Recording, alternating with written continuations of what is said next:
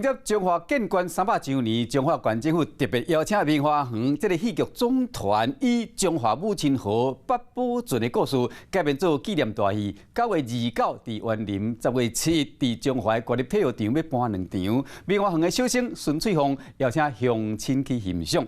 这中华建馆300周年的大戏《八宝圳的传奇》是专工为中华建馆300年所写独一无二的剧本，描写历史人物逝世本甲传奇的林先生开发这个八宝圳的过程。中华县长王惠美表示讲，将分别由李春恒起稿，再搁由棉花园正式的演出，两大历史悠久的北管甲歌仔戏艺术的团队联合演出。